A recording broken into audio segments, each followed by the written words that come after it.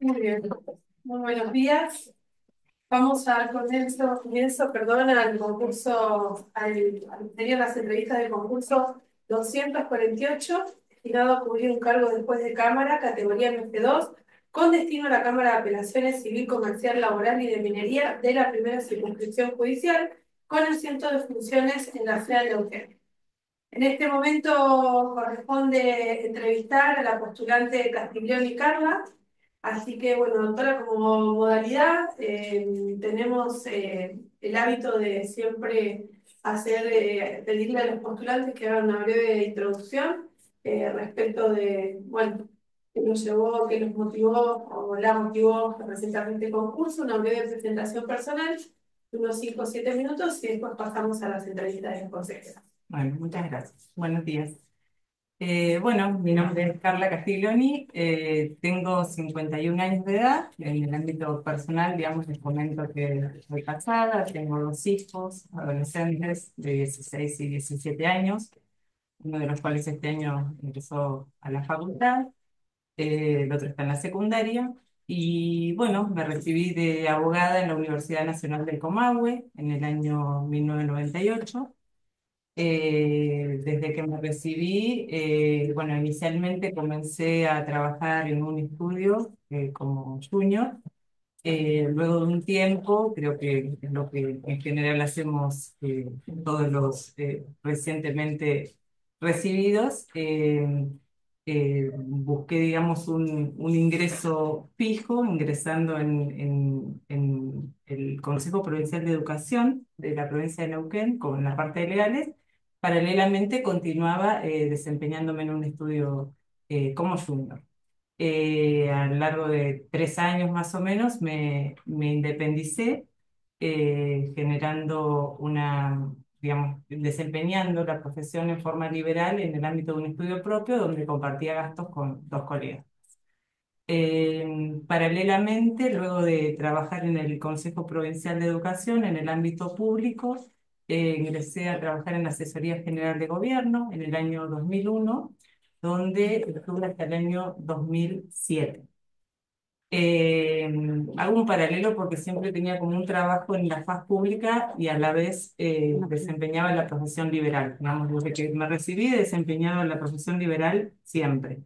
Eh, Primero con un estudio junior, luego con otras socias y luego me asocié con el que ahora es mi marido, digamos, que tenemos el estudio en conjunto hace ya varios años.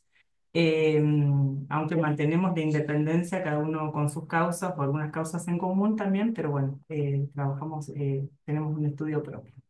En la faz pública, mientras trabajaba en la Asesoría General de Gobierno, integré un equipo técnico que trabajó en los puntos previos a la declaración de la Ley de Necesidad de la Reforma de la Constitución Provincial.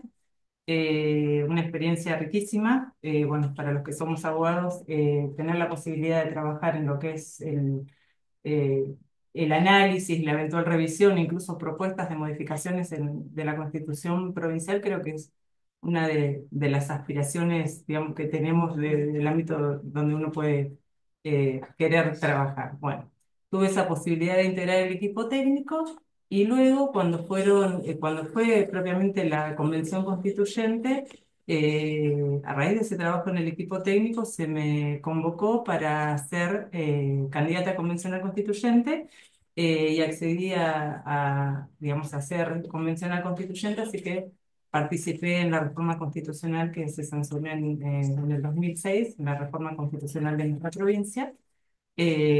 Bueno, como ustedes saben, en esa reforma se modificó el mecanismo de designación de magistrados y funcionarios, creándose este Consejo de la Magistratura.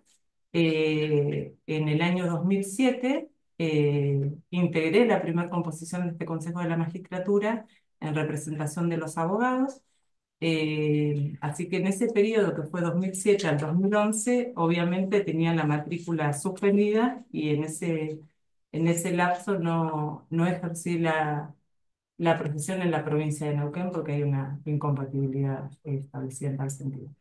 Luego de haber ejercido el cargo de consejera en el ámbito de este consejo, en el 2011 retorné a la actividad plena en el estudio particular donde me sigo desempeñando hasta el día de la fecha. Bueno, también como es de público conocimiento, tuve como una experiencia, digamos, política en el año 2018, siendo precandidata a vicegobernadora, en el marco bueno, en el partido político provincial. Experiencia que fue muy enriquecedora desde bueno, el ámbito personal, porque uno vive o conoce situaciones que realmente no podría haber conocido de no haberla vivido, y fue muy enriquecedora desde muchos puntos de vista. Eh, Eso en cuanto a la faz pública, digamos, y en el ámbito privado, bueno, ejerzo la actividad, como les digo, desde que me recibí en diversas ramas del derecho. En el estudio nos dedicamos a varias ramas del derecho, civil, laboral, comercial, incluso en algunos casos penal, casi todos relacionados con cuestiones que tienen que ver relacionadas con actividades comerciales, en los casos penales que participamos, o civiles. Eh, la motivación, me preguntaban qué refiere a la motivación. Bueno, yo tengo mucho respeto por el Poder Judicial, desde siempre, digamos, considero en general todos los poderes del Estado, los considero eh, tengo respeto por la institucionalidad del poder judicial y de todos los poderes del Estado, y siempre, digamos, si bien me gusta ejercer la profesión muchísimo, siempre consideré que a determinada edad y con determinada formación me gustaría acceder a un cargo como es este que se está presentando ahora la oportunidad de acceder. Lo veo como una posibilidad de crecimiento profesional, de desempeño, y también como eh, incluso aporte que yo puedo hacer desde todo el ejercicio profesional y la experiencia que tengo al sistema del Poder Judicial. O sea que, digamos, es una posibilidad que se presenta, y en este cargo puntualmente de la Cámara de Apelaciones, que lo veo muy interesante en el sentido de la posibilidad de realizar revisiones acotadas a los temas que se presentan en la Cámara. Eh, la motivación está dada por esa doble cuestión. Una, por la eh, experiencia profesional que significaría para mí en esta instancia del ejercicio y de mi vida profesional. Y por otro lado, con el aporte que considero que puedo realizar con esa experiencia profesional al sistema judicial, al Poder Judicial, y con eso, bueno, obviamente a la provincia. Y con respecto a los aportes que usted considera que pueda hacer, ¿podría especificar algunos dos, tres, lo que se le ocurra, en qué, porque hizo mucho hincapié en, bueno, que desde la profesión puede aportar a, en este caso, por ejemplo, hablamos de una cámara que está con ciertas dificultades hoy en la gestión, cómo abordaría eso, o desde dónde usted podría para la gestión. Sí. Bueno, obviamente la Cámara actualmente creo que tiene una cuestión que las vacancias que inciden directamente en la, bueno, en el atraso puntualmente, y en cuestiones que hacen a ese tipo de licencias. El aporte que puedo realizar en cuanto a la gestión, bueno, yo como les digo, desde hace años que ejerzo la actividad en forma particular y privada. En ambos casos he tenido personal a cargo, he formado equipos de trabajo y asignado tareas.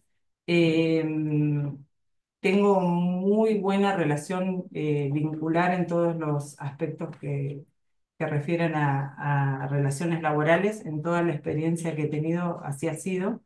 Em, Tengo mucha capacidad de trabajo, y esa capacidad de trabajo creo que volcada a un ámbito que para mí es novedoso. También debo decir que un poco estoy aproximando una opinión de un lugar donde yo no conozco cómo es internamente y tal vez uno pueda brindar una opinión después conociendo digamos, puntualmente desde adentro cuál es el problema, pueda generar algún tipo de ideas que no se me están ocurriendo en este momento.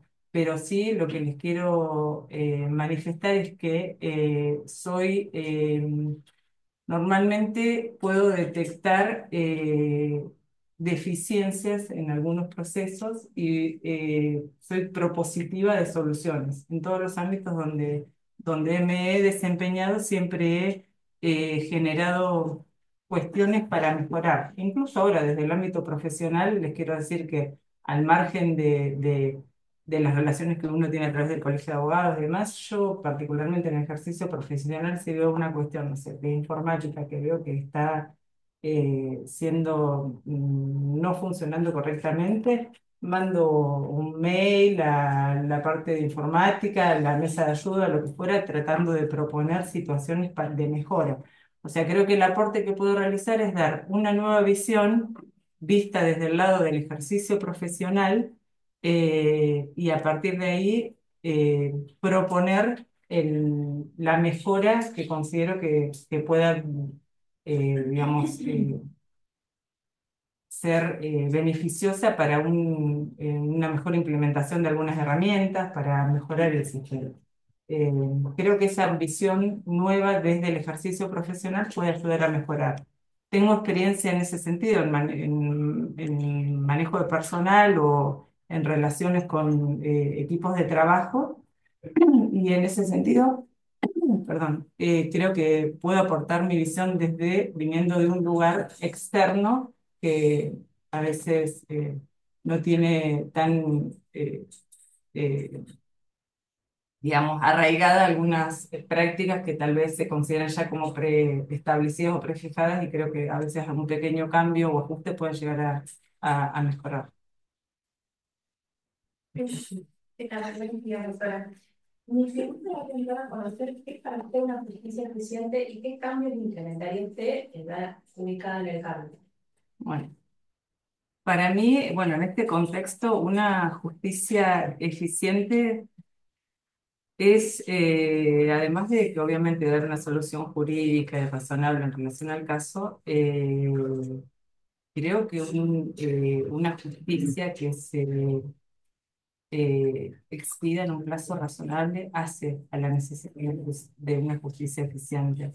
Una solución tardía creo que puede afectar la eficiencia pretendida de una resolución justa. O sea, la palabra, la idea de justicia eficiente tiene que ver con cuestiones de decisión, de cualidad de la decisión, del contenido de esa decisión, obviamente que esté acorde a las normas convencionales, constitucionales, que realice el control de convencionalidad adecuado para el caso concreto, que aplique la normativa, que cumpla con todas las principios que hacen al ejercicio de la actividad jurisdiccional, imparcialidad, integridad, igualdad de las partes, con todos los principios que conocemos que deben regir la actuación de un juez, pero además debe ser una justicia, para mí es fundamental, por eso hago hincapié también en el tema por ahí de buscar herramientas o elementos para mitigar el retraso que hay en algunas decisiones, porque lo que se requiere, o sea, el justiciable lo que requiere es una solución, pero esa solución la requiere también en un plazo razonable. Ahora, ese plazo razonable también tenemos que tener en cuenta a ver de qué estamos hablando, porque a veces hay temas y temas, hay criterios de urgencia o de oportunidad o lo que fuere que pueden llevar a retrasar o no determinadas decisiones, pero el justiciable lo que requiere es una resolución razonable en el sentido de oportuno. Ya cuando la decisión se diluye tanto en el tiempo, ni siquiera, o sea, muchas veces puede hasta perder legitimación para aquel que está esperando esa solución. Así que yo relaciono mucho la justicia eficiente dando por sentado obviamente que tiene que ser basada en el principio de legalidad y todos estos controles convencionales, constitucionales y demás, creo que hoy por hoy lo que se demanda es una justicia que sea oportuna y que contemple, digamos, el contexto social en el que se dicta. Perfecto. Sí, Y le hago una consulta. sí. ¿Sabrá de la reforma procesal? Me interesa saber si conoce los lineamientos, cuál es su opinión y todo, sobre todo siendo un operador jurídico externo, cuál es la crítica que puede hacer o el aporte que puede hacer a esa reforma que se está trabajando en los proyectos. Al proyecto. Sí, conozco que hubo digamos, un primer anteproyecto elaborado por juristas que fueron convocados. Bueno, había una mesa que integraban distintos sectores y hay un anteproyecto que un poco sigue los lineamientos que, que se marcaron en la Constitución también, porque la Constitución provincial establece lineamientos hacia dónde tienen que ir los procesos: oralidad, celeridad, también especificidad, que en el caso creo que para el fuero de familia han hecho un código separado por la especificidad de la materia. Entiendo que eh, la incorporación de nuevos mecanismos de solución de conflictos alternativos e incluso perjudiciales pueden contribuir a descomprimir también el sistema judicial. Así que considero que la introducción de ese tipo de mecanismos de solución alternativa es una buena medida, como así también creo que la inmediación del juez también es una buena medida a los fines de una resolución de conflicto anticipada. ¿Por qué lo digo eso? Porque muchas veces los justiciables, eh, ante la presencia del juez en una determinada audiencia, la figura del juez, que para tal vez en nuestro ámbito es más cercana, si se quiere, para el justiciable, para el que está esperando una resolución, que un juez tenga presencia en una determinada audiencia es muy importante. Así que esa inmediación que se prevé también, o la participación o el llamado de audiencias donde intervenga el juez, también me parece que puede contribuir. Creo que de un modo u otro estamos, por un lado, incorporando cuestiones que hacen a la celeridad y oralidad en pos de este criterio de eficiencia, eh, y también debemos, bueno, incorporar también todo lo que son las nuevas tecnologías como una herramienta para lograr esa eficiencia en la decisión. Eh, Creo también, me parece adecuado que exista una norma material diferenciada para todo lo que es el tema de familia, porque es una cuestión que tiene sus particularidades. Así que en ese caso eh, creo que estoy de acuerdo en esta diferenciación. Hace también a la especificidad de las leyes que refiere la Constitución. Y creo que en cuanto a digamos, los lineamientos de la reforma procesal en cuanto a estos principios, me parece que se adecuan, digamos, al paradigma, si se quiere, hacia dónde van las reformas del Poder Judicial en la actualidad. Bien. Usted habló de inmediación. Sí, ¿Sí? Eh, ¿Cómo se aplicaría con el sistema que tenemos hoy en el proceso civil que se implementaron las oficinas judiciales? sí, ¿Cómo opera? ¿Cómo sería aplicable la inmediación? Porque las oficinas judiciales han asumido muchas funciones, muchos roles que antes estaban reservados al juez en los sistemas viejos o tradicionales que teníamos del juzgado, tal cual lo prevé el sí. Código Procesal. ¿Cómo aplicaría usted? ¿Cómo cree? Eso por un lado. Y por el otro, estamos hablando para un cargo de la Cámara. Sí. ¿Cree conveniente aplicar la inmediación? Ahí el juez estaría hablando a través de una audiencia, Sí. los medios alternativos. ¿Cree posible eso? ¿Qué opinión tiene al respecto de implementarlo? Sí. En la segunda instancia, ¿no? Sí. Sí, yo creo que sí, la inmediación obviamente en nuestro sistema hoy se podría dar a través de la convocatoria de audiencias por las facultades que tiene el juez de convocar audiencias en el momento, digamos, si lo considera para sacar a las partes. El tema de las audiencias en segunda instancia, eh, creo que son convenientes, pero requieren de un análisis del caso en particular. No establecer un, digamos, un parámetro de yo convoco audiencias, llega auto, el expediente y enseguida convoco audiencias. Creo que requiere un análisis previo de cada caso. Convengamos, cuando un expediente llega a la Cámara, ya, incluso ya en apelación de sentencia, eh, normalmente se han agotado casi todas las posibilidades. Ya cuando llega a juicio, las posibilidades de un arreglo prejudicial normalmente la agotaron los abogados. Si se intentó audiencias conciliatorias en primera instancia, bueno, ahora, en determinados casos y ante determinados supuestos, eh, la audiencia en segunda instancia puede ser conveniente a los fines de dar una solución al caso que pueda ser recibida como justa por ambas partes. ¿En qué sentido lo digo? Muchas veces una parte ganadora en el proceso, y sin, obviamente, desde el lado del juez, sin hacer méritos sobre la conveniencia o no para alguna de las partes, sino para dar una solución que las partes la reciban como justa. A veces yo veo que hay situaciones donde bueno, una parte eh, aparece como gananciosa, pero de una sentencia que no es ejecutable o que no la va a poder ejecutar porque, por cuestiones particulares de las partes, digamos.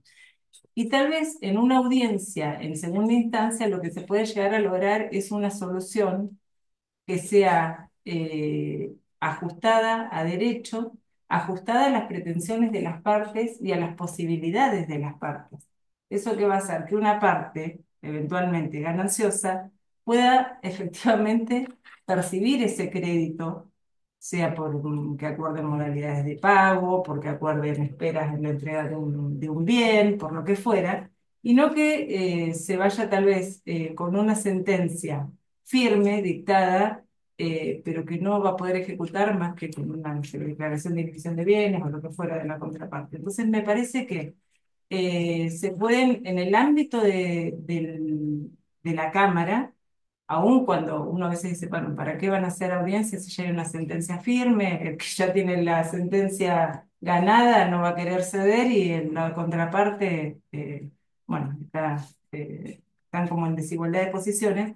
Creo que hasta que la sentencia no está firme, siempre hay posibilidades de lograr una conciliación. Ahora, eso creo que tiene que ser considerado en cada caso particular o en cada, o tal vez categorías de casos para establecer y no como un criterio genérico de esta tal la llama audiencias y se llama audiencia siempre porque a veces puede llegar a ser incluso un obstáculo más para lograr una sentencia en tiempo oportuno, ¿no? Me parece que es materia de análisis. Bien. En una de sus respuestas habló de la utilización de tecnologías. ¿Usted Sí. utiliza en el estudio de la inteligencia artificial? No, no lo utilizo como, o sea, porque hoy el gran debate es la inteligencia artificial La generativa, generativa, digamos, la sí. que genera documentos y demás. La verdad que no lo he utilizado.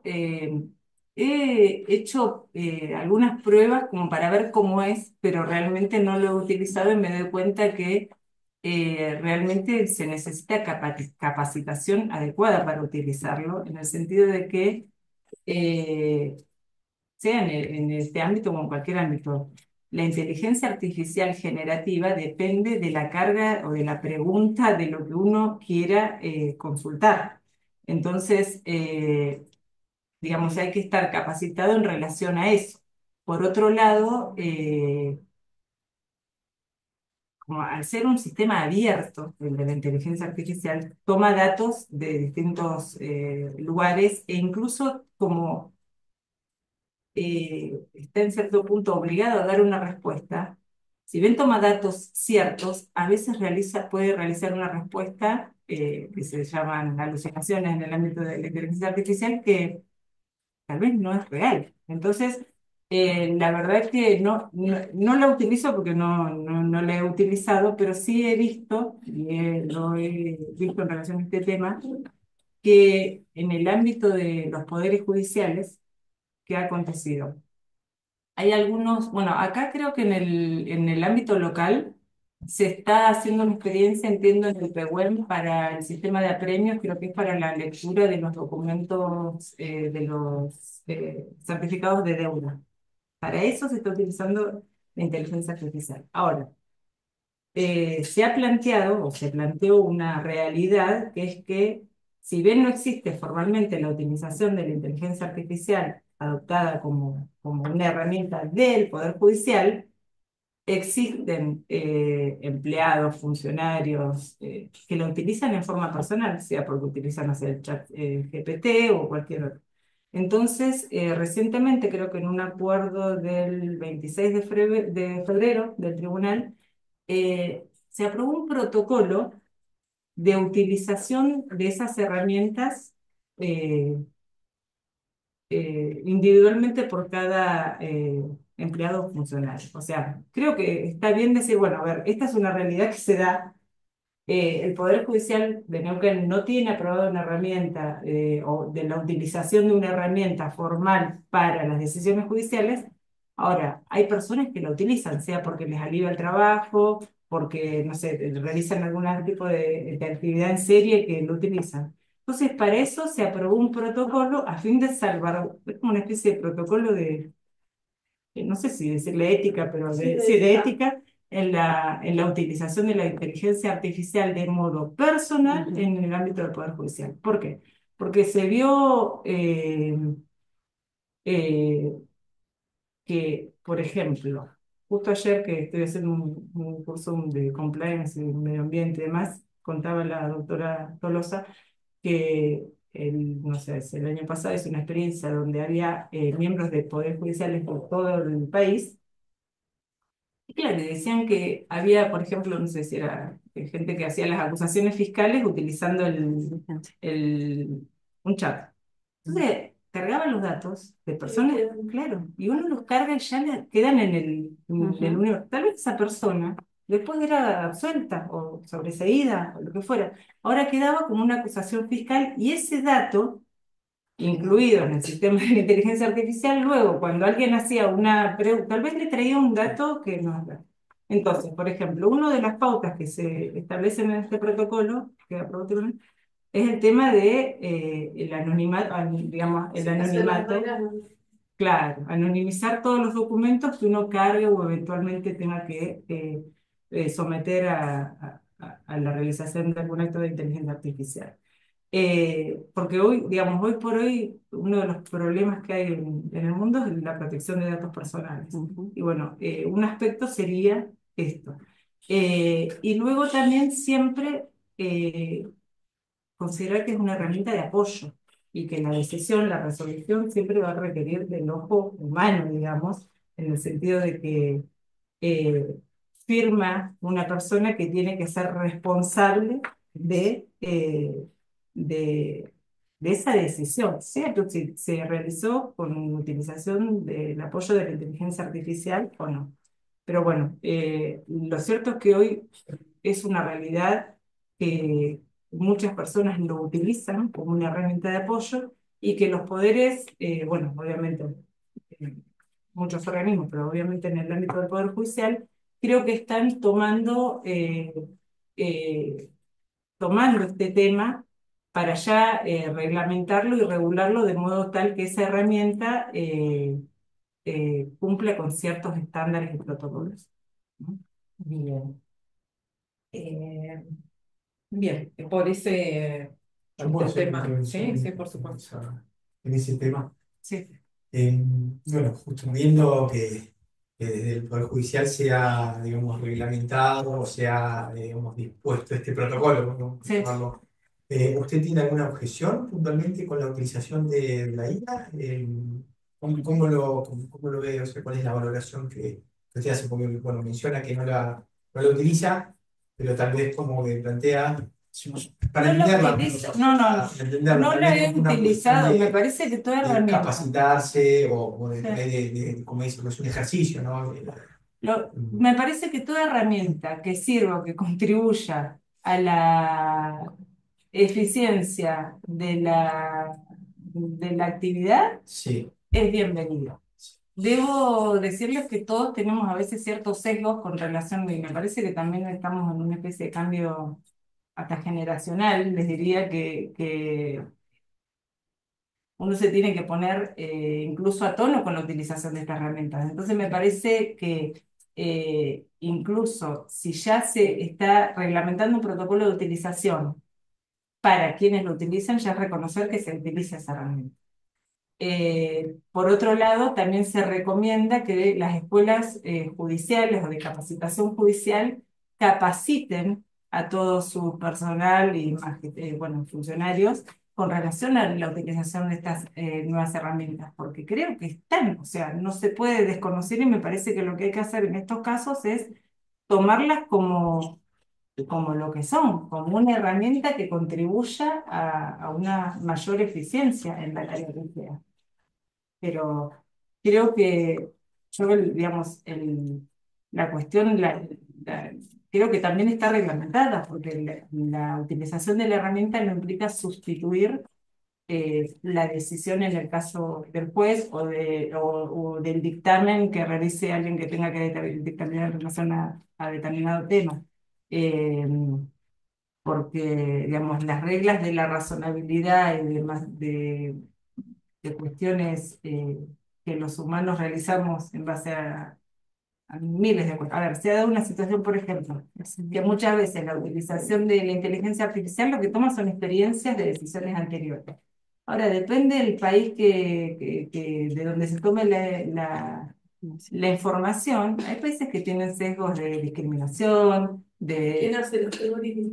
Exactamente. Y ya Entonces, se mide, incluso hay software que miden el grado de inteligencia artificial aplicado a X documento para ver si eso reviste aceptabilidad en cuanto a la capacidad, o sea, en cuanto a la contribución del proceso cognitivo de toma de decisiones, porque todo tiene que terminar.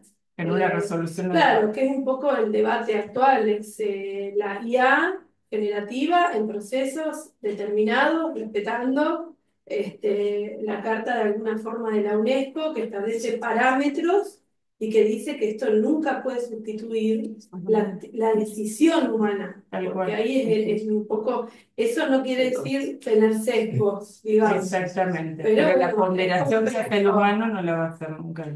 Digamos, ahí. puede aprender con el Learning Machine y toda la historia, pero bueno, son plataformas colaborativas que es cierto, que se nutren del aporte de humano y de un montón de gente sobre la cual no hay control tampoco. Y además sumo lo siguiente, ¿no? Además o sea, todas estas cosas de la inteligencia artificial, nuevas tecnologías y demás, además de la capacitación eventualmente para utilizarla como herramienta propia en el ámbito de trabajo, creo que hoy por hoy tenemos que capacitarnos porque hoy por los casos que llegan. El otro día había, por ejemplo, había una discusión sobre el tema era un contrato con una firma que se había realizado con datos biométricos. No era ni la firma digital ni la firma. El e-contract. Ujú. Entonces, ¿qué hace?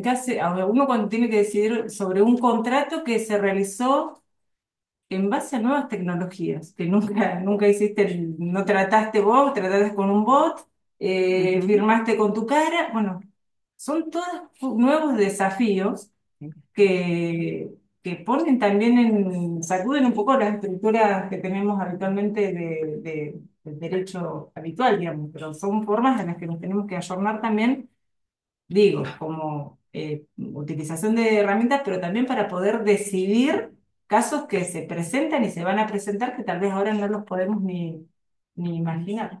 No, ya se ven igual de defensa del consumidor. Claro, Sí, los exacto. e-contract. Exacto.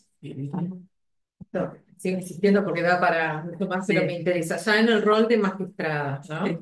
Sí. ¿Cómo puede garantizar la trazabilidad, la transparencia del empleo de la IA generativa y cómo aplica esa con los principios y la rendición de cuentas? Firman, además, sabiendo que se está aplicando en distintos lugares, está informado que se está aplicando IA generativa para determinadas resoluciones Creo que el o protocolo lo que sea, requiere, el protocolo en la obliga, práctica? En sí, la práctica. ¿Y cuáles son las pautas que usted brindaría ante todo lo que acabamos de escuchar para garantizar la trazabilidad y la transparencia, que es lo más importante en la aplicación de la IA generativa? ¿Cuál sería eh, su propuesta, por ejemplo? no sé si estoy entendiendo bien la pregunta. En el ejercicio ya, Como magistrado, sí, porque hay sí, una sí. responsabilidad muy grande. Ujú. ¿Dónde está, con el empleo de esta herramienta, está supliendo, si se quiere, cierta parte de la función, Sí. obviamente con la responsabilidad de introducir la información y los datos, lo que estábamos hablando bien? ¿Cómo garantiza esa trazabilidad y la transparencia de lo que está haciendo, de la Bueno, en función? principio tendría que ver si la utilizo, la herramienta en sí, porque reitero que no la tengo incorporada hoy como una herramienta para yo generar eventualmente mis demandas, ni mi contestación, ni mi estudio. Entiendo que si se utiliza desde el ámbito, ya desde una decisión judicial, creo que mínimamente deben establecerse las pautas que establece el protocolo. Eh, Esto es, capacitarse en la utilización de la herramienta, garantizar el anonimato, la protección de los datos personales de las personas que están. La protección de datos personales no implica nada más el nombre y el apellido, sino cualquier otro dato que pueda llegar a identificar de quién estamos hablando. Eh, la información de que sea utilizada esa herramienta, eh, y también la información de que la garantía, digamos, de que la decisión la ha tomado quien está decidiendo, digamos, como que dejar claramente establecido y realizado, no solamente informado, de que se ha utilizado para algún aspecto de recolección de datos, o sí, básicamente puede ser recolección de datos, la utilización de esta herramienta, pero que la decisión final ha sido tomada por el juez, que es quien está suscribiendo la decisión. Y obviamente con la suscripción de esa decisión ya se asume la responsabilidad con toda la responsabilidad que implica el ejercicio de la función jurisdiccional. Bien, me voy a otro tema. Sí. Sí, esto es como que da para... No, da para No, mucho, es pero... apasionante. Y porque estamos en un comienzo del empleo de esto y hay mucho para trabajar y Sí, súper interesante. más teniendo en cuenta los antecedentes que se han dado de jueces, Ujú. Pablo Bianca, por ejemplo, cómo han utilizado la IA y los perjuicios que ha traído, entre otros, ¿no? Cuando es mal utilizada. Claro, sí, sí. Yéndome un poco más al tema de la función. Ahí se está hablando de una regionalización. ¿Usted conoce cómo se está conformando esa estructura, esa nueva estructura, cómo que es distinta o en algunas cosas cambia a lo que se conoce como circunscripción hoy? ¿Cómo quedaría conformada la primera con esa regionalización? Sí, o sea, sé que está ahí digamos, una idea de regionalización provincial en los distintos poderes del Estado.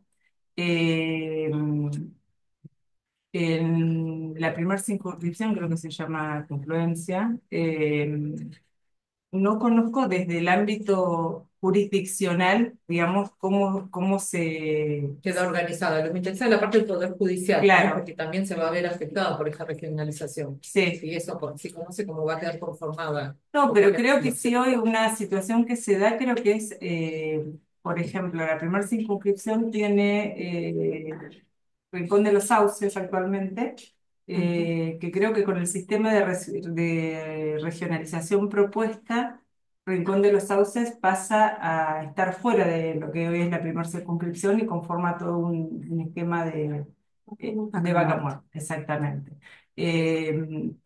Que creo que tal vez eso sirve, bueno, hay que ver cómo se organiza desde el Tribunal Superior de Justicia para obviamente brindar o establecer las oficinas en cada, en cada una de las nuevas regiones, digamos, pero bueno, creo que tal vez va a amalgamar la idiosincrasia de esa zona, tal vez con otra. con todo el sector de Vaca Muerta, que hoy por hoy Rincón de los Sauces, si bien está muy relacionado con Neuquén, tal vez creo que la regionalización en ese sentido va a ayudar a esa zona, por ejemplo, desde el punto de vista de acceso a la justicia. Creo que a lo que va a atender esto es a justamente establecer una, y ya también logrando, digamos, hablando de los principios generales de eficiencia, acceso a la justicia y demás, tal vez una posibilidad de cercanía a la ciudadanía de distintos sectores más alejados a lo que serían las cabeceras de las jurisdicciones hoy, a tener un acceso más eh, inmediato. Ya. Me voy a la doctrina del tribunal en relación accidentes de trabajo, artículo 12. ¿Conoce el nuevo fallo que ha salido recientemente, Rotelli. Trotelli? Sí. ¿Qué es lo que modifica? ¿Cuál es su opinión? Sí, Trotelli lo que modifica es un acuerdo plenario que lo que hace es referirse a la tasa moratoria prevista en el artículo 12, inciso 3 de la Ley de Riesgo de Trabajo. Es una vez que digamos, se calculó la indemnización, que actualmente está vigente el plenario Retamales, la indemnización del artículo 12 de la Ley de Riesgo de Trabajo, bueno, en el IBM se determina la, la indemnización tarifada de la ley al momento de la mora, que en el caso conforme a esos plenarios es la interposición de demanda o los 15 días posteriores al dictamen de comisión médica, subcomisión médica, de ahí que calcula un interés. El artículo 12 de la ley 24.557, en su artículo tercero, conforme a las modificaciones, establecía una tasa legal, que era la tasa activa del Banco Nación. En este fallo Trotelli, que es un fallo que viene de la Cámara del Interior, se declaró la inconstitucionalidad de esa tasa, haciendo un comparativo con el índice del IPC, y como el IPC superaba la tasa activa del Banco Nación en el periodo que trataba ese fallo, bueno, la declaran inconstitucional y ante el vacío legislativo establecen la tasa TEA, que es la tasa que, eso establecía la Cámara. La tasa efectiva anual que se utilizó un poco para consejo sin efecto, poner un poco para la tasa activa del Banco Provincial de Neuquén ante la diferencia con el IPC. Digamos, se estableció una lógica de que ante la imposibilidad de contar con el dinero, una persona seguramente iría a pedir un crédito y era conveniente establecer una tasa que es la tasa que, que le cobrarían a alguien que va a pedir un crédito, tasa efectiva anual sucursal. Bien, pues, bien. El fallo Trotelli lo que hace es establecer eh, que si bien la tasa efectiva anual fue, eh, digamos, beneficiosa a los fines de mantener la,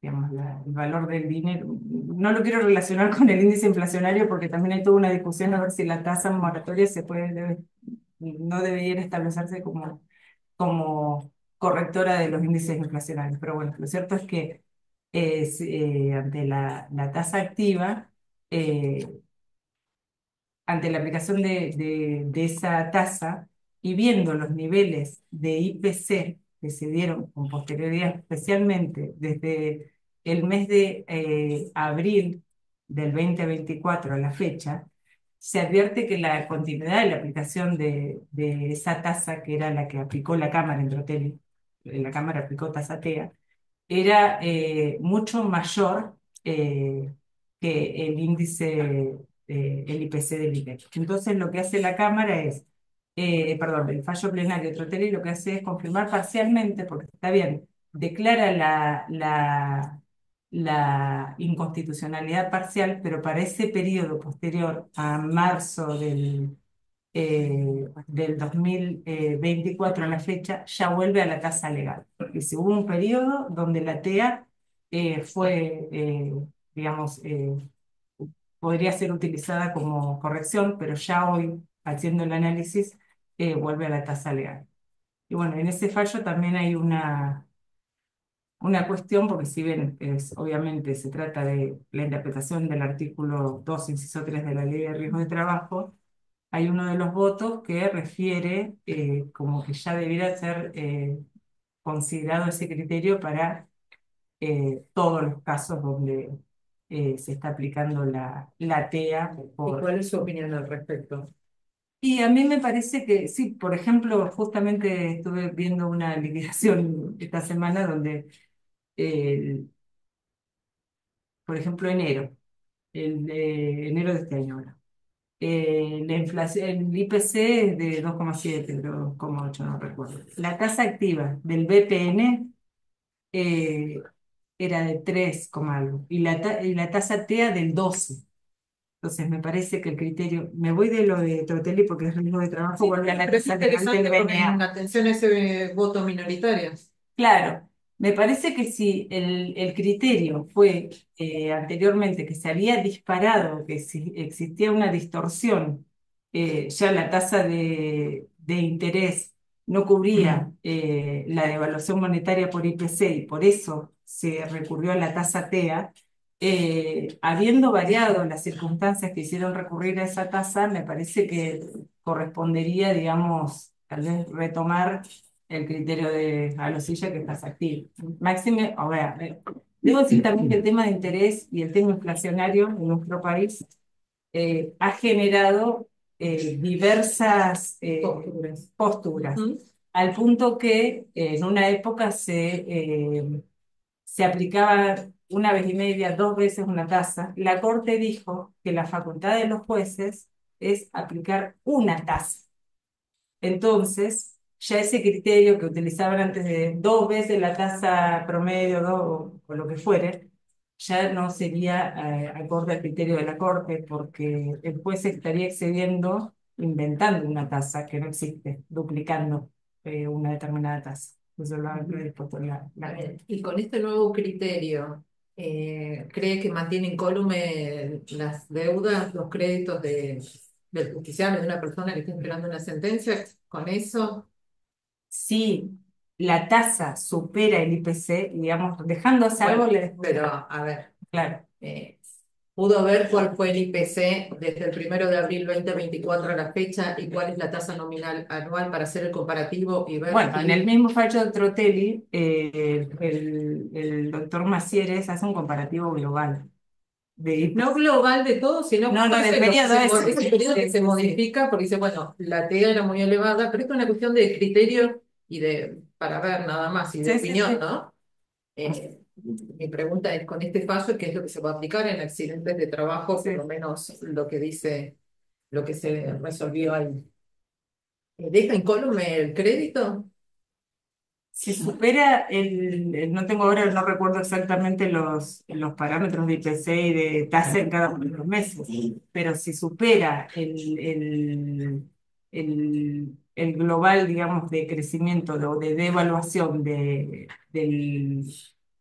del valor de dinero por IPC, lo va a mantener en columna. Si no, no. Obviamente, habrá que ver en cada caso, eventualmente, si existe un planteo o incluso uno de oficio, podría hasta referir si en el caso concreto se presenta una cuestión de inconstitucionalidad por afectación del derecho de propiedad.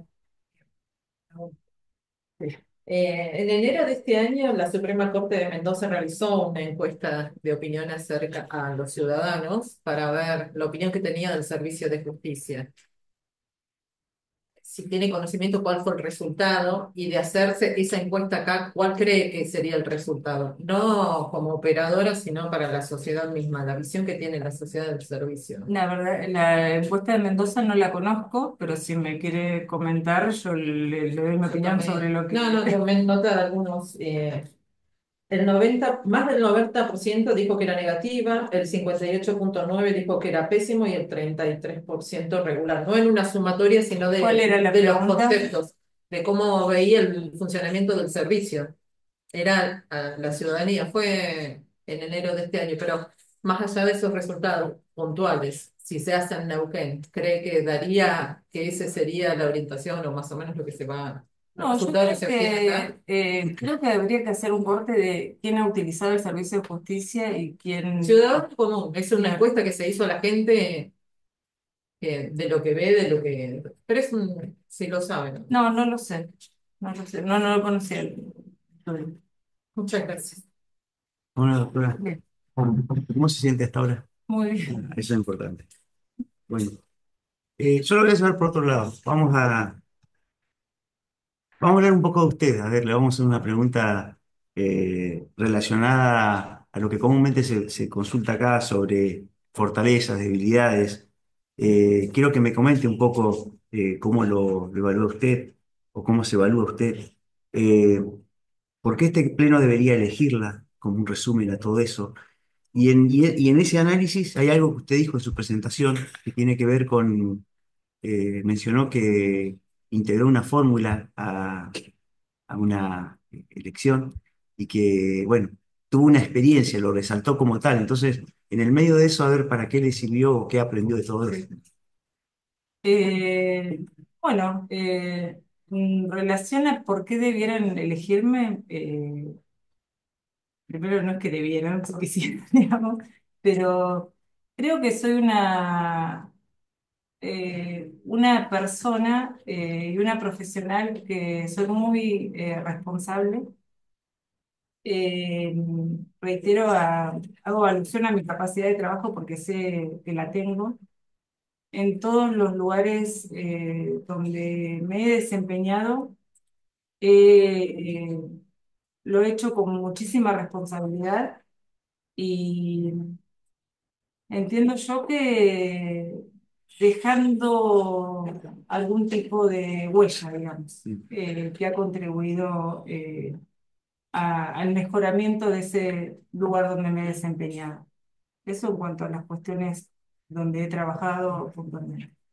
En el ejercicio profesional, eh, creo que el trabajo en el estudio se asemeja bastante al multifuero que es la cámara.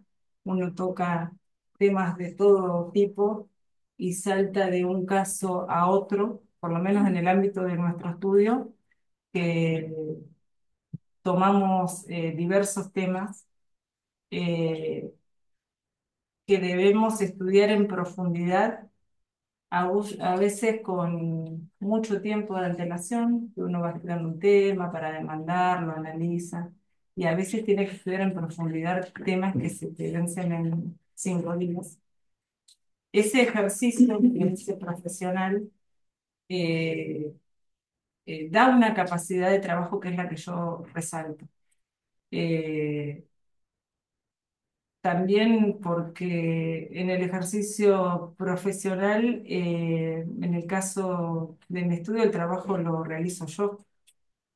Bueno, mi socio, Claro. obviamente, pero no es que tengo, digamos, un plantel de abogados junior que realizan las tareas.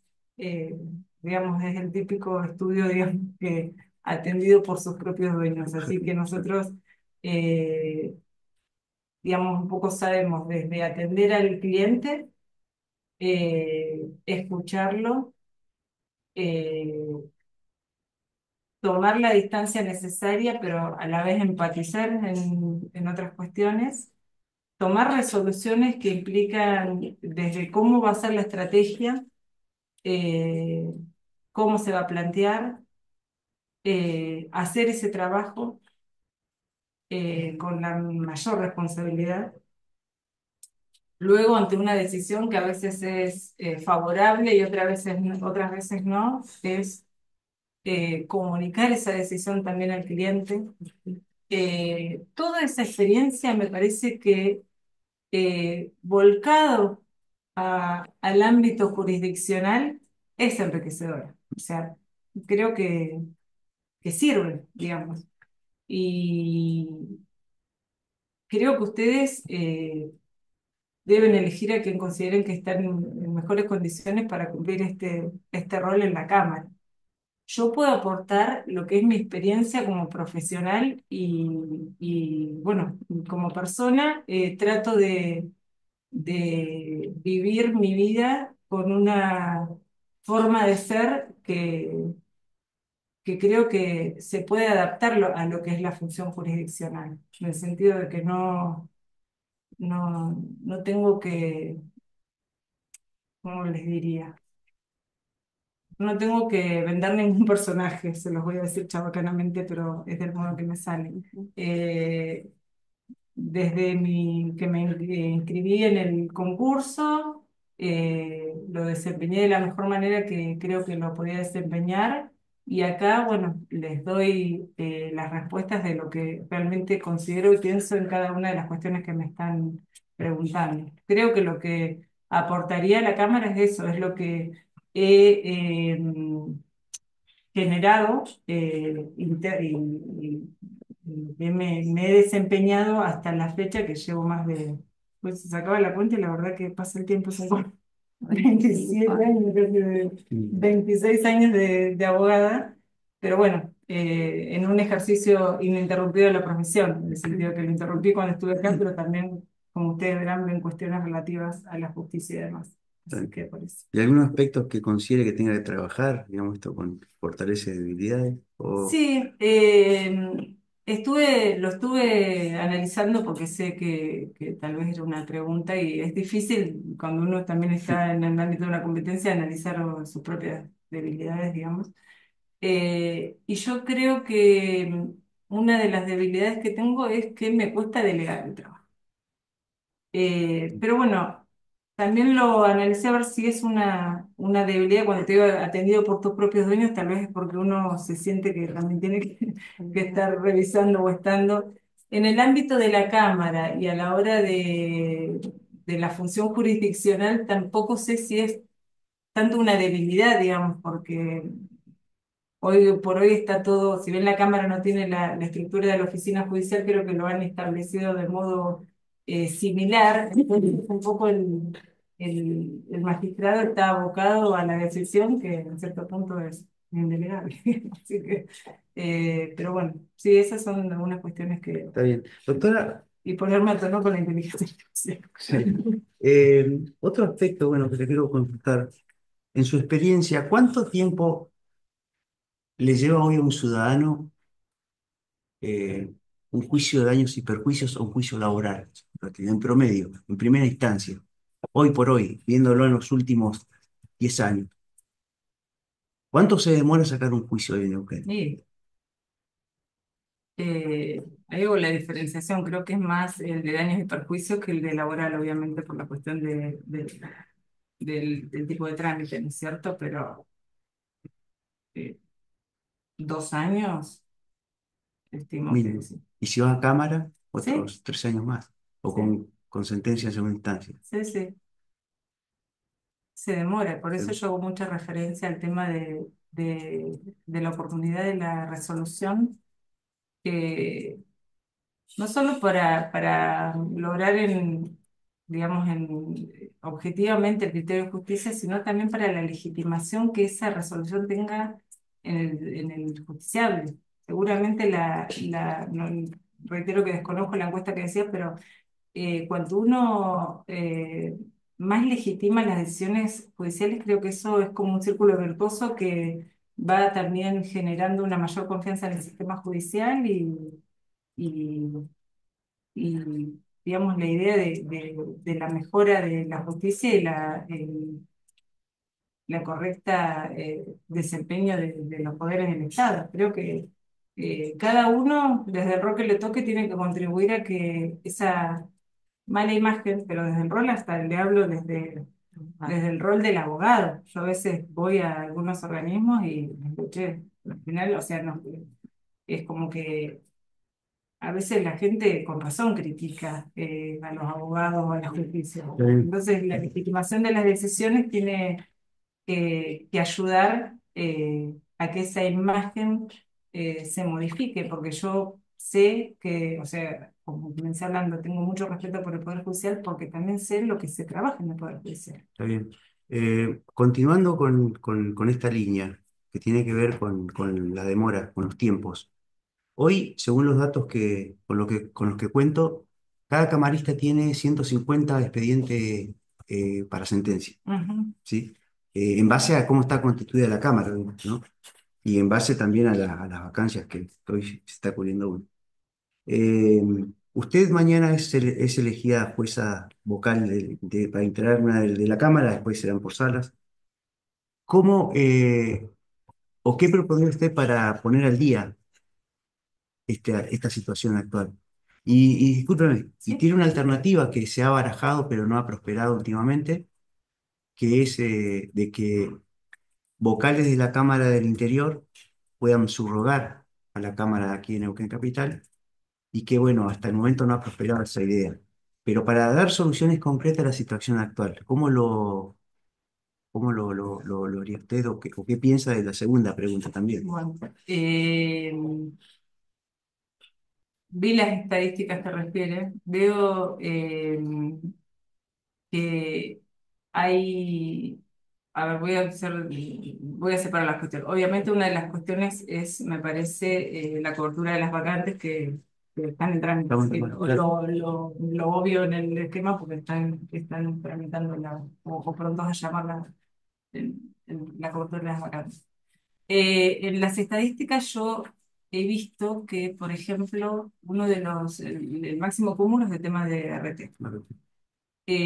Seguramente hay muchos temas que tienen que ver con intereses o la tasa de interés o la instancia administrativa previa que se sigue planteando o no.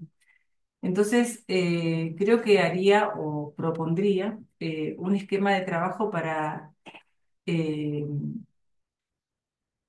sacar temas o sentencias también como por materias, digamos, unificar, porque hay cuestiones que no requieren un análisis tan pormenorizado de las particularidades del caso, sino que refieren, por ejemplo, a tasa de interés. Y sabemos que ahora ya se fijó un plenario desde el Tribunal Superior de Justicia que hay que respetarlo, salvo que bueno, uno busque nuevos argumentos, pero digamos, siguiendo ese plenario creo que se podría hacer, digamos, eh, una clasificación de los expedientes que refieren a ese plenario y, por ejemplo, sin perjuicio de la alteración del orden cronológico, que debo decir que tengo que eventualmente conocer si existe una reglamentación puntual y en su caso pedir la autorización para alterar ese orden cronológico, pero creo que si se da esa situación de casos que refieren, por ejemplo, al fallo Trotelli, resolver esos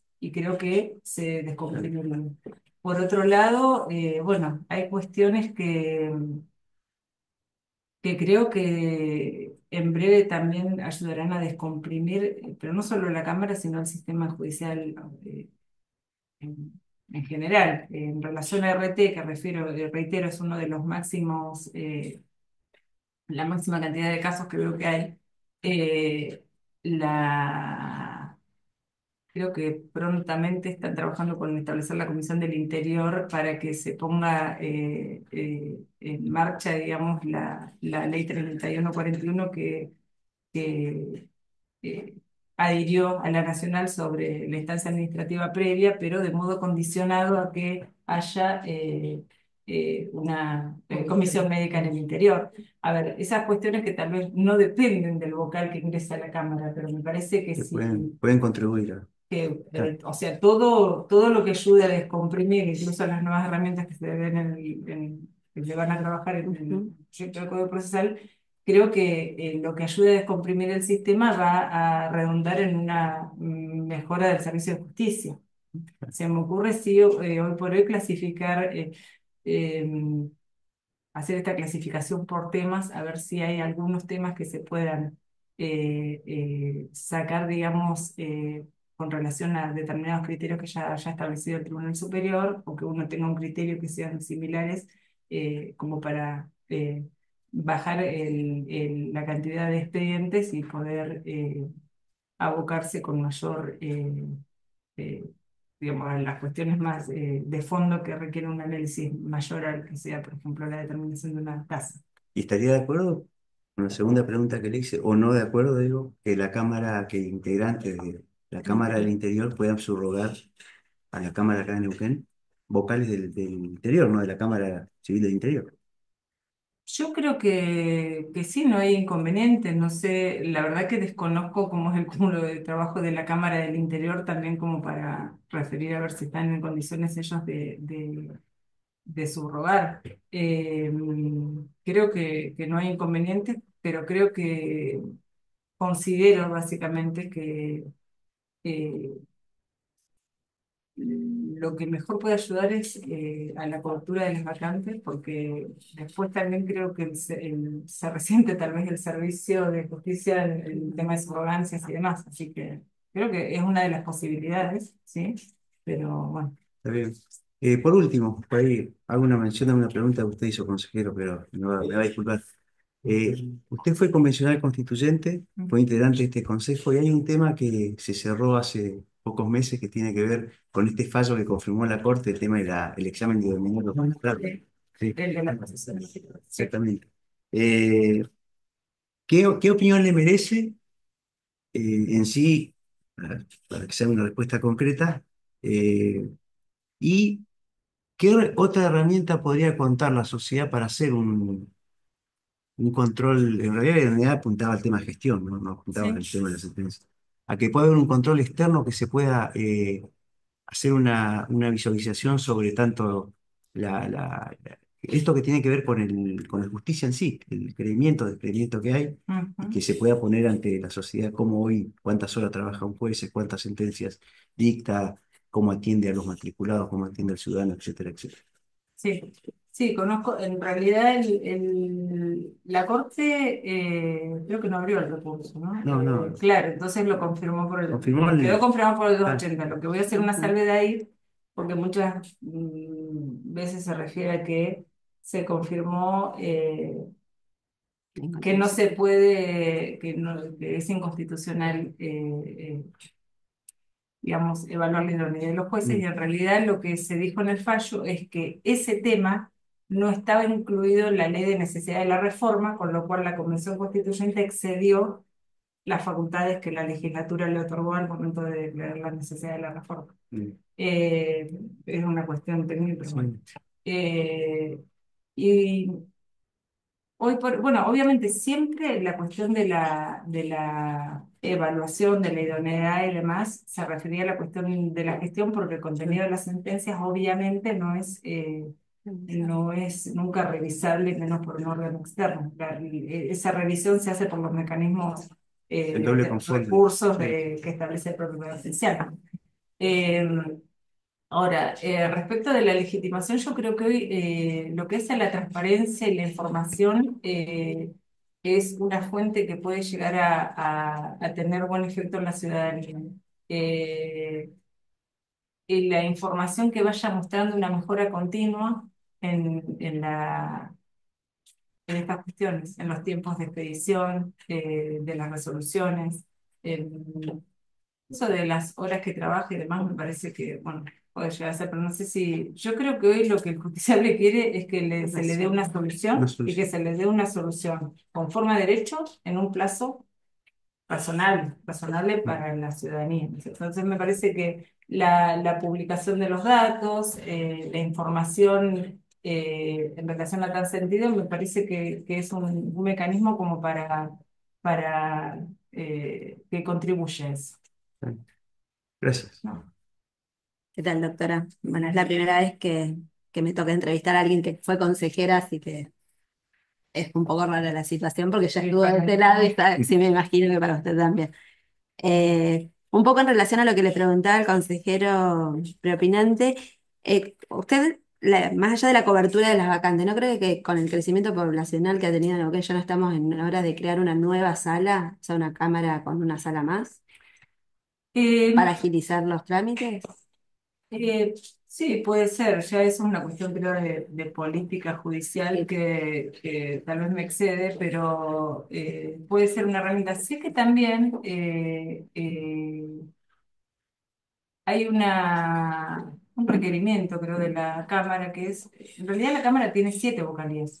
Es una presidencia que está Ujú. vacante, que al no cubrirse esa presidencia, hace que un miembro de cada sala tenga que estar rotando en ese rol del presidente que tal vez conlleva una función que si lo hiciera un vocal destinado al efecto, creo que tendría otro efecto. Y también tendría otro efecto en relación a la organización de las salas o la distribución Así que por ahí, tal vez una de las posibilidades también sería cubrir las vacantes que hay actualmente creadas, ¿no?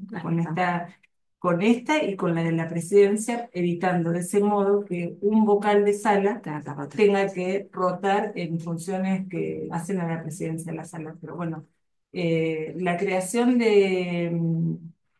de otras vacantes o nuevas salas puede ser una alternativa. Incluso yo, digamos, si es por pensar, tal vez pensaría hasta salas especializadas, creo que podrían contribuir también a-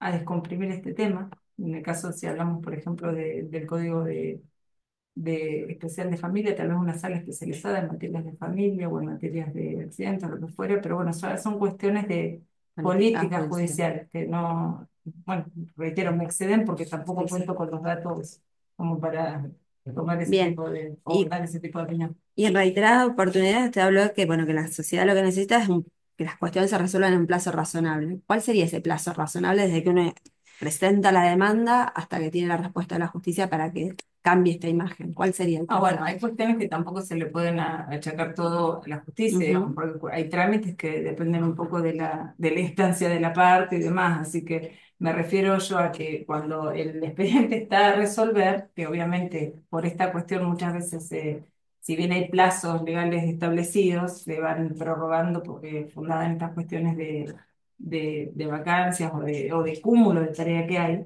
es lo que a veces uno prefiere ejecutar. Pero estas cuestiones de organismos alternativos creo que también contribuyen al tema de reducir el plazo razonable, porque no solo que la persona participa de la decisión, logrando una legitimación, esa decisión que a veces de esperar la resolución al caso no lo satisface, eh, pero digamos, el plazo razonable al que me refiero es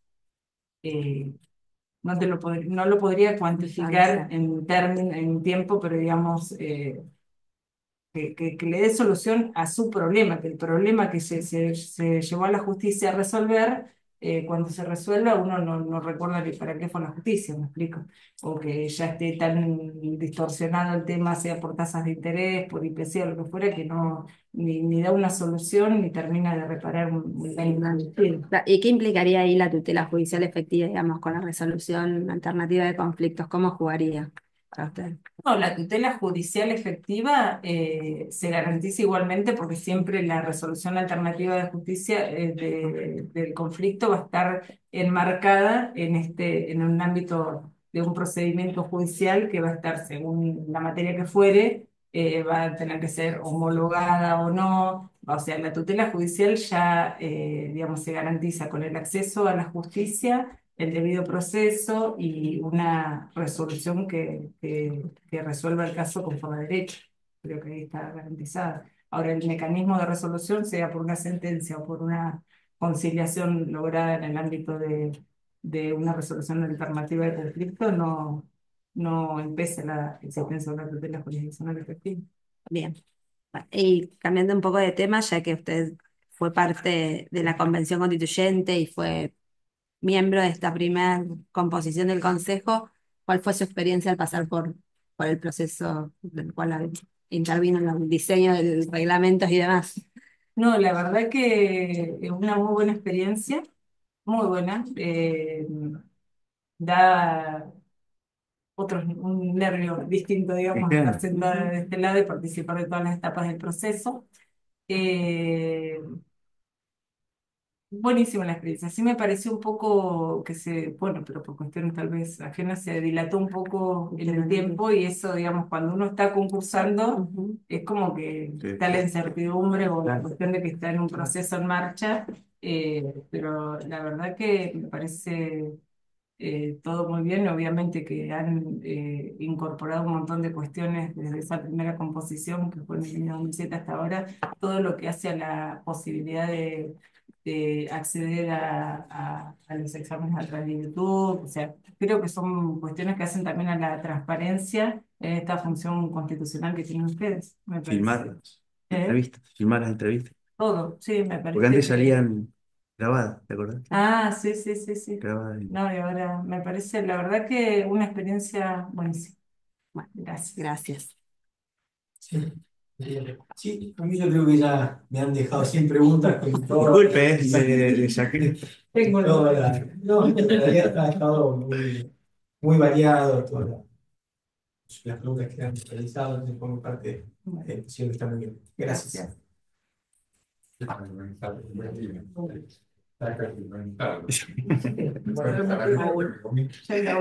No, bueno, Belén, la consejera de los Santos, me sacó la pregunta. Bueno. Que marcan alguna evolución en el funcionamiento de este Consejo que se integró. Y otra pregunta, cuando llegué acá me enteré que hubo un par de ceros y uno de esos compuesto por usted Sí. en una entrevista personal y me interesa. La verdad que no tengo ni idea quién se lo puso, porque Sí. no averigüé, pero me gustaría el contexto, la motivación, Sí, sí, algún cómo no. recuerdo. Sí, cómo no. Sí, no fue una entrevista, sino que creo que en varias oportunidades era un mecanismo, o sea, una forma de evaluar que lo consideré razonable en su momento. Debo decir que luego del impacto que generó, tal vez, o sea, pero escribí las consideraciones en su momento y se las comento porque eh, creo que eran razonables, digamos. El criterio que utilicé para calificar con cero era considerar si a mi criterio como consejera y luego de evaluar, esa persona cumplía eh, los requisitos del perfil del cargo al que accedía. Si yo consideraba que esa persona cumplía con el perfil del cargo, luego comenzaba a calificarla de 1 a 20. El cero, que puede parecer por ahí violento, para mí era más explicable que un 2 o un 3 que ponían en esas mismas entrevistas. Eso es lo que quisiera también aclarar, que las entrevistas en las que eventualmente yo califiqué con cero a una persona, no a una persona, porque no calificaba a las personas, sino a un determinado postulante, eh, hice mérito sobre las cuestiones por las cuales no consideraba que para ese cargo no se cumplía con el perfil y por eso no asignaba puntaje. Pero en esos casos en que yo califiqué con esa calificación, el resto de los consejeros creo que pusieron un máximo de 5. O sea, no es que era un 20 y un 0, sino a mí particularmente en ese momento me parecía más razonable y más fácil de explicar porque yo ponía 0 porque consideraba que para ese cargo, de hecho, las personas o los postulantes que eventualmente califiqué con 0, luego accedieron a cargos incluso de mayor jerarquía y cumplen, de mayor jerarquía para el cual yo había participado en consejeros, y cumplen perfectamente y cabalmente la función y acorde a ese perfil. O sea, por eso destaco que no es que se calificó a ninguna persona eh, eh, con esa calificación, sino que era un criterio que yo creía razonable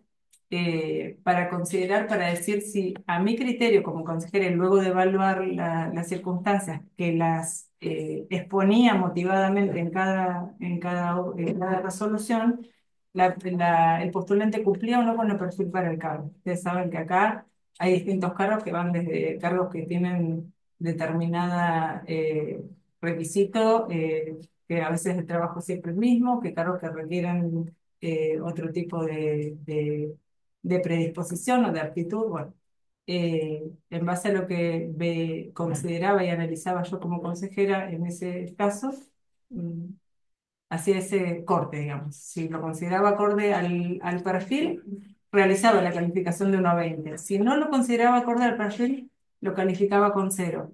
Con esta cuestión que es tan difícil de dar una opinión con notas. Porque, sinceramente, lo que uno tiene que hacer, que es la tarea que a ustedes hoy les compete de evaluar subjetivamente y en base a cuestiones, dar una opinión sobre un determinado postulante para determinado cargo en base a una nota que va de 0 a 20, es dificilísimo. Pero bueno, en su momento para mí era más fácil explicar un 0 que explicar un 3. El verbo calificar no me gusta en esta instancia. ¿Cómo? El verbo calificar no me gusta usarlo en esta instancia. Prefiero hablar de puntuar, De puntuar. no de calificar, Está bien, sí. porque en realidad no somos nadie para No, pero en realidad está dando una una entrevista personal a postular. Muchas gracias. No, gracias a usted. Bueno, creo que no hay más preguntas, así que Bueno, te agradecemos muchísimo muchísimas tiempo. Bueno. Bueno, Les agradezco a ustedes, bueno, a todos los empleados del Consejo, como ya les dije, por todo este trato que han tenido durante la experiencia y bueno, muchas gracias. Gracias a vos.